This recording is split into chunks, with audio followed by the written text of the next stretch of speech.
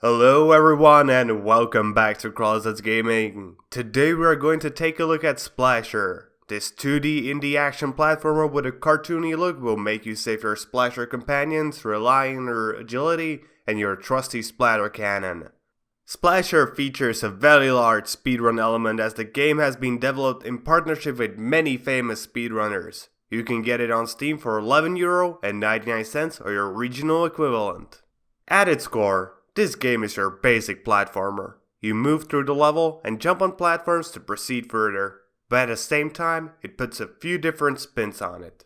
The first of these, and probably the one you will see in the largest number of other platformer games, is the inclusion of combat. The combat here is very simplistic. You just aim your splatter gun at your enemies and fire. But since your gun can use different types of ammunition, you also get different results for shooting an enemy with these types of ammo. For instance, while the watery one will destroy most enemies, the reddish sticky ammunition will make the enemies unable to move, which is very useful against stronger enemies that are unkillable with the watery ammunition. The second and more unique spin is the usage of the different goo types. As you might have guessed from the combat description, you eventually get access to the types of goo for your weapon as well. But these are also featured by themselves in the levels, being quickly introduced even in the first level. The red goo allows you to stick to things, mainly walls, while the orange goo launches you in the air, allowing you to jump much higher and further than you would have normally been capable of. And both of these types of goo need to be utilized properly to progress through the level. Other than these mechanics that are needed to get to the ending of the game, there is also a mechanic that gives you access to additional game modes. This mechanic is collecting golden points throughout the level. And if you do collect 700 of these and put them in a tank that is located at the end of each level, you get access to speedrun modes for each respective level. These golden points are what makes you explore the level more, as their sources are very often put in places that are outside the direct path to the ending of the level. And in terms of speedrunning, this game is really good. And this is no surprise as prominent people from the speedrunning community had a say in making of this game. As mentioned, either you can speedrun each level on its own, or you can actually try to speedrun through the whole game at once. Both of these options have the usual 3 medals you can achieve, and none of these are particularly unobtainable even for the most casual platform players, like me. As I said, I'm not really a huge fan of platformers, it's just not my kind of game. But this one really engaged me. The fast pace of the gameplay, while keeping the moveset relatively simple, allowed me to pick this game straight away. While I'm certainly not the target audience for the speedrun portion of the game, I still had my share of fun with it. I really like the goo mechanics, especially once you get access to them for your weapon, as then they can be heavily abused to take different approaches to the levels and finding secrets in them. I don't really have a lot of negative to talk about. The only thing that was sort of making me mad is that the movement and aiming of your weapon are bound to the same set of keys and controller sticks, thus making aiming while moving a bit of a chore and sometimes even making you fall to your death. If these two mechanics would be separated, the controls would feel even that bit more precise.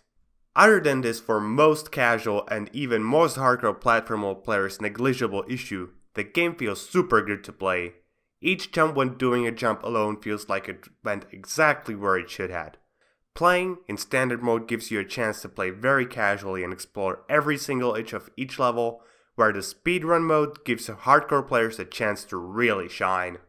The story in this game is not really the main focus, but it is still featured to a degree. It focuses on you as a hero saving your companions at work from the evil Le Docteur. The story is presented in a short in-game animations whenever you meet Le Docteur, where he often flips you off. Now on to the game's look. As this game is 2D, don't expect any super high fidelity graphics. Instead, we're given a very colorful and beautiful graphical style. I really tried to find out whether the game was hand-drawn, as it really has that sort of feel, but I couldn't find any information about it anywhere. What really makes the style work for me are two main things.